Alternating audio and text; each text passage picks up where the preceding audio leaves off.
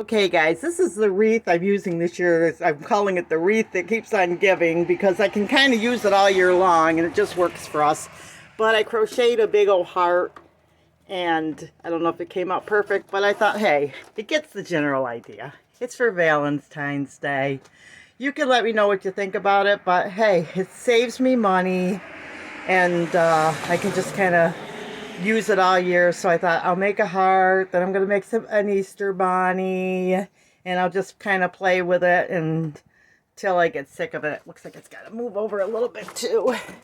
But it gives a little cheer and joy, a little bit more dressy. I could get something different, but I thought, you know, it's kind of fun. Plus my sister gave me the wreath, so it's kind of a little memory. She's still living, of course, but a nice, warm, happy thoughts about my sister.